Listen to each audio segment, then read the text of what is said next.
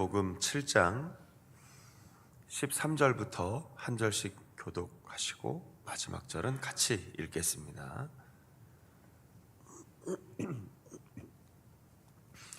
다 찾으신 줄 알고 제가 먼저 읽겠습니다. 좁은 문으로 들어가라. 멸망으로 인도하는 문은 크고 그 길이 넓어 그리로 들어가는 자가 많고 생명으로 인도하는 문은 좁고 길이 협착하여 찾는 자가 적음이라. 거짓 선지자들을 삼가라. 양의 옷을 입고 너희에게 나아오나 속에는 노략질하는 일이라. 그들의 열매로 그들을 알지니 가시나무에서 포도를 또 넘고 귀에서 무화과를 따겠느냐. 이와 같이 좋은 나무마다 아름다운 열매를 맺고 못된 나무가 나쁜 열매를 맺나니 좋은 나무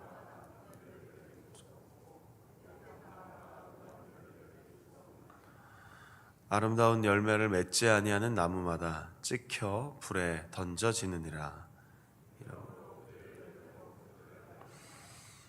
나더러 주여 주여 하는 자마다 다 천국에 들어갈 것이 아니요 다만 하늘에 계신 내 아버지의 뜻대로 행하는 자라야 들어가리라. 그날에는 많은 사람 주여 우리가 주 귀신을 쫓아내며 주의 이름으로. 그때 내가 그들에게 밝히 말하되 내가 너희를 도무지 알지 못하니 불법을 행하는 자들아 내게서 떠나가라 하리라. 그러므로 누구든지 나의 이 말을 듣고 행하는 자 그 집을 반석 위에 지은 지혜로운 사람 같으니 비가 내리고 창수가 나고 바람이 불어 그 집에 부딪히되 무너지지 아니하나니 이는 주추를 반석 위에 놓은 까닭이요 나의 이 말을 듣고 행하지 아니한 그 집을 모래 위에 지은 어리석은 사람 같으니 비가 내리고 창수가 나고 바람이 불어 그 집에 부딪힘에 무너져 그 무너짐이 심하니라. 예수께서 이 말씀 29절 같이 읽겠습니다. 이는 그 가르치시는 것이 권위 있는 자와 같고 그들의 서기관들과 같지 아니함일러라.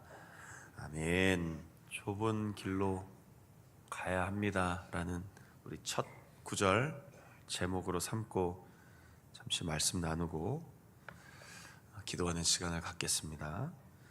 마태복음 5장에서 7장을 산상수훈이라고 혹은 또 산상교훈 또 산 위에서 들려주신 설교라고 여러 가지로 표현을 하는데 이제 오늘 마지막 결론 부분을 읽었습니다. 오늘 크게 세 가지 정도로 구분해 볼 수 있는데요. 13절부터 14절 좁은 문으로 혹은 좁은 길로 가라. 그리고 15절부터 우리가 잘 알고 있는 이 마지막 집을 짓는 비유 직전까지 어떤 열매를 맺고 있으십니까? 그 열매로 우리가 누구인지 혹은 어떤 삶을 살았는지 알게 됩니다. 그리고 이제 마지막 그러므로라고 하는 데부터 해서 말씀을 듣고 행동으로 혹은 삶으로 이루어야만 하나님 보시기에 지혜로운 사람입니다. 이렇게 세 가지 정도로 나눌 수 있겠습니다. 첫 번째, 좁은 문, 좁은 길 하면 어떤 이미지가 떠오르십니까? 쉽지 않다는 것이죠. 그러니까 제자도란, 그리스도를 따르는 삶이란, 그리고 그 안에서 우리가 헌신하겠습니다, 순종하겠습니다 하는 것은 누구든지 들을 때 할만한데가 아니라는 겁니다. 쉽지 않겠는데, 어렵겠다. 참 내가 여기에 이렇게 가치를 두고 헌신할 만큼 그렇게 정말 귀한 길인가? 좀 고민도 되고 조금 인간적으로는 염려도 되고 그래서 그 가는 길이 좁고 험하여 다 비유죠. 좁고 험하여 크고 넓어. 그러니까 그냥 맡겨주시면 네 아무렇지도 않게 이런 일은 아니라는 겁니다. 믿음으로 살아가고 말씀 읽고 말씀대로 살아가고 예수님이 가신 길 따라가는 건 사실은 좁고 협착한 것 같은, 사람들이 많이 선호하지 않는, 그래서 알지만, 그게 험한 건 알지만 그 가치가, 그 하나님 나라의 복음이, 그리고 내 삶에 너무 귀한 은혜가 되기에 그 길을 믿음으로 걸어가는 것, 그 예수님 따라가는 길이다라고 예수님이 말씀하신 겁니다. 그러니까 신앙생활 하면서 아이고 힘드네요, 어렵겠는데요 라는 마음이 그게 꼭 나쁜 것만은 아니라는 거죠. 그 길을 걸어가는 한 걸음 한 걸음이 생명으로 가는 길이어서 쉽진 않지만, 그러나 그 길은 반드시 가야만 하는 길이다라는 것을 예수님은 아주 짧은 말씀으로도 이야기해 주신 겁니다. 그렇다면 첫 번째 주제 속에 여러분들은 어떤 마음으로 이 믿음의 길을 걸어가고 계십니까? 스스로를 한번 생각해 보십시오. 난 어떤 마음으로 이 길을 걸어가고 있는가? 물론 복의 근원으로 부르셨기 때문에 이 땅에서뿐 아니라 영원한 하나님 나라의 은혜, 복, 생명, 생각만 해도 참 기대가 되는 생명의 면류관, 마지막에 주실 상급, 뭐 이런 표현들도 신약 성경에 너무 많이 기록되어 있습니다. 그러나 어쨌든 그 길을 걸어가는 모든 순간 이것이 생명으로 들어가는 문이어서 쉽고 편하진 아니해서 찾는 자가 적겠구나, 이건 분명히 예수님이 알려주셨다라는 것이죠. 그러니까 편안하다라는 마음보다는, 자 지난주에도 설명하고 불러들었던 찬양처럼 평안이 무엇인지를 이 길을 통해 발견할 수 있다면 그럼 행복하다라고 이야기할 수 있다는 겁니다. 다른 사람들이 보기에는 그 힘든 일을 왜 하세요? 그 힘든 길을 왜 걸어가십니까? 왜 그렇게 고생하시면서 뭐 교회를 다니세요? 라고 해도 그 가치를 알면 포기할 수가 없다는 것입니다. 두 번째, 거짓 선지자들을 조심하라 하면서 결국 거짓 선지자이든 하나님께 칭찬을 받는 자이든 또 신앙생활을 열심히 하는 사람이든 또 우리 눈에 보기에 그렇지 않은 사람이든 결국 뭐가 나온다는 겁니까? 열매가 나온다는 겁니다. 이 열매가 없다면 19절에 보니까 조금 예수님은 가끔 아주 선명하게 강조하시는 예화가 있었습니다. 찍혀 불에 던져진다. 이건 정말로 뭐 이게 꼭 지옥을 말한다 뭐 이런 표현보다는, 그렇게 만약 아름다운 열매를 맺지 못하면 아무도 인정하지 않을 뿐더러 마지막 순간에는 좀 약간 표현하면 이런 거죠. 내가 그동안 뭘 하고 살았나 라고 된다는 겁니다. 열매가 없는 신앙생활은 결국 최후의 마지막 순간에 후회하게 된다는 뜻이에요. 내가 뭘 하고 살았지? 내가 수십 년간 교회를 다녔는데 뭘 한 거지? 이거 안 되지 않습니까? 결과가 남고 열매가 남고 실적이 아닙니다. 오해하시면 안 됩니다. 성경은 실적을 내는 이야기를 하지 않습니다. 열매라고 얘기했습니다. 풍성한 열매. 그 열매에 대한 가장 결정적이고 가장 궁극적인 지점을 갈라디아서에 보면 성령의 열매라고까지 표현을 합니다. 예수 그리스도 안에서. 그게 바울 사도의 온통 집중이었거든요. 그리스도 안에서 내가 사니 그분이 성령 안에서 열매를 맺게 하십니다. 뭐 9가지까지 설명하니까 더 설명 안 드려도 이해하실 분들이 많을 것으로 압니다. 그건 어찌되었든 신앙 안에서, 믿음 안에서, 말씀 안에서 살아가는 나무처럼 우리의 삶을 비유한다면 결국 때가 되면 열매를 맺어야 하는데, 그 열매가 만약 나쁜 열매라면, 맺을 수 없는데도 맺었다면 결국 우리는 예수 그리스도 안에 있지 않았다라는 것을 증명하는 것이 되는 겁니다. 이건 마지막 순간에 하나님 판단하시겠다는 겁니다. 그러니까 우리 스스로 보기에는 충분히 만족하고 심지어는 주여 주여까지 해도 아무도 성령이 아니고서는 예수 그리스도를 주라 시인할 수 없다고까지 했음에도 불구하고 입술로 주여 주여 할 수 있어도 예수님과의 관계가 없이 부르는 이름은 아무 능력도 없고 아무 힘도 없고 심지어는 22절 이후에 보니까 때로는 능력도 좀 나타나고 결과도 좀 나타나고 사람들 보기에는 와, 저 사람 신앙생활이 대단한데 저런 능력도 저런 일도 저런 사역도 하다니 심지어 눈에 보기에도 사람들이 다 속을 만큼 열심히 일하여도 결국 마지막 순간에는 23절에 하나님이 뭐라고 하시는 겁니까? 나는 너희를 알지 못한다 라고 이야기하실 수 있다는 겁니다. 뭐가 없다면요? 열매가 없으면요. 그러니 우리의 삶 속에 열심히 살고 최선을 다하고 살고 하지만 신앙생활을 어느 정도의 비중으로 두는가 고민이 안 될 수 없고요. 그렇다면 또 반문이 좀 있겠죠. 그럼 모든 걸 다 버리고 교회만 오면 됩니까? 신앙생활만 잘하면 됩니까? 그거 아닌 거 아시잖아요. 예수님 잘 믿는 사람이 부대 들어가서 일 대충 할 수 있겠습니까? 신앙 안에서 든든히 서 있다고 하면서 직장 가서는 대충대충 놀다가 교회 간다고 일찍 나올 수 있겠습니까? 믿음으로 산다고 결심한 학생들이 공부를 안 할 수 있겠습니까? 말이 안 되는 얘기라는 거예요. 그건 좋은 나무가 아니고 이미 나쁜 나무라는 겁니다. 예수 그리스도에 접힌 바 된 그리스도 예수 안에서 살아가는 사람은 절대 삶 속에서 그렇게 살 수 없다는 겁니다. 그러니 열매를 맺는 것이 얼마나 중요한 것인지를 깨닫고 주여 주여, 우리가 주님의 이름을 부른다는 뜻이 뭡니까? 인격적인 관계가 맺혀졌다는 거죠. 성도님들이 제 이름을 부를 때 저랑 관계가 있는 거 아니겠습니까? 저랑 아무 관계 없는데 제 이름을 부를 수 없잖아요.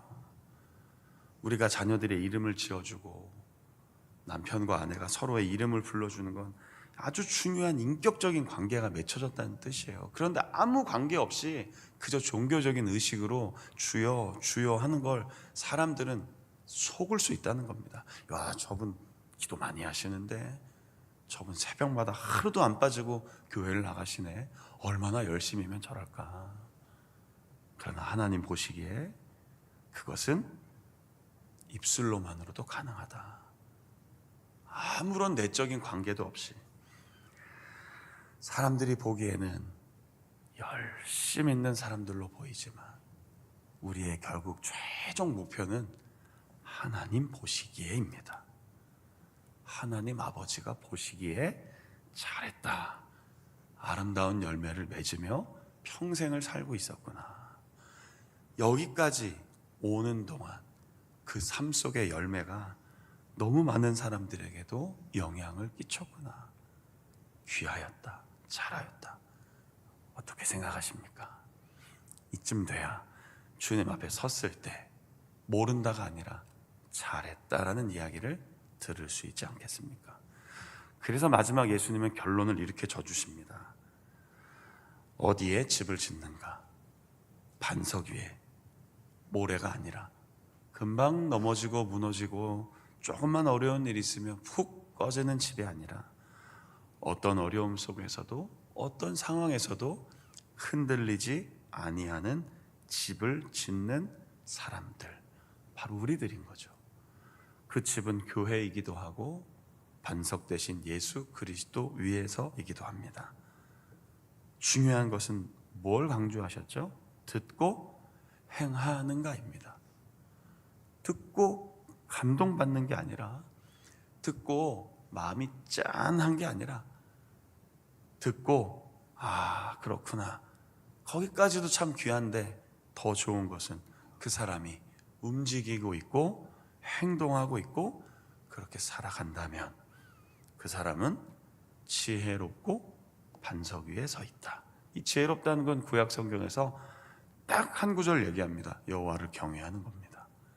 여호와를 경외하는 사람이 결국 지혜로운 사람인 것이죠. 그럼 마지막 질문을 또 하나 드려보겠습니다. 성도님들은 어디에 계십니까? 반석 위에 있다고 말하실 수 있겠습니까? 아니면 모래 위에 있는 것 같이 지금 느껴지십니까? 자신이 알 겁니다. 누가 나에게 얘기하면 틀리다고 할 수 있겠지만 스스로 자신을 돌아보시면 충분히 마음속으로 대답하실 수 있을 겁니다. 나의 신앙은 지금 반석 위에 있구나, 모래 위에 있구나. 그렇다면 결정하셔야 되지 않겠습니까? 평생 모래 위에 살다가 무너져 가겠는가?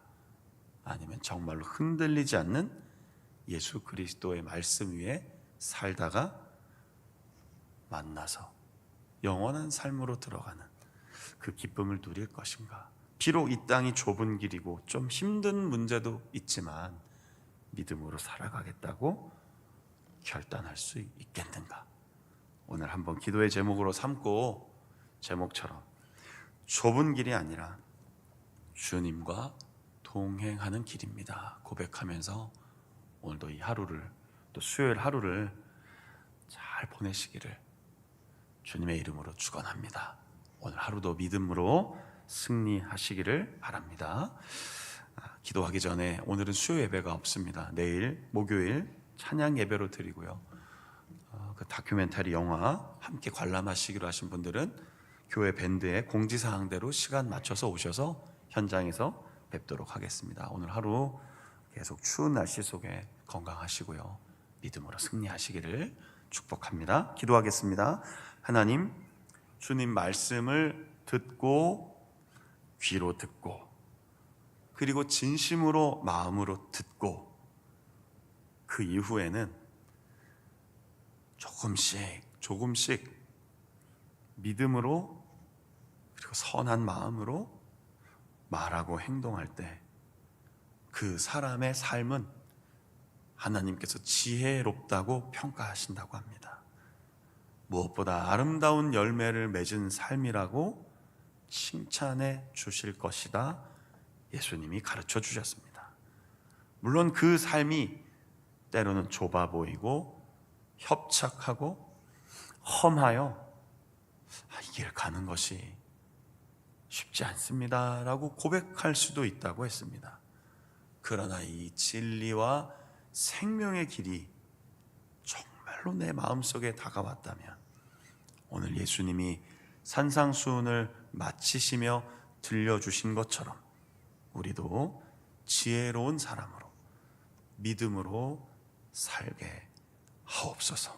성령 하나님, 날마다 우리의 마음과 삶과 연약한 우리에게 힘 주셔서 감당할 수 있게 하시고, 기뻐할 수 있게 하시고, 우리 입술에서 감사가 멈추지 않게 해주시고, 기도하며 말씀대로 사는 사람처럼 교회와 부대와 직장과 학교와 가정과 일터에서 늘 한결같은 사람으로 살아갈 수 있도록 이끌어 주옵소서.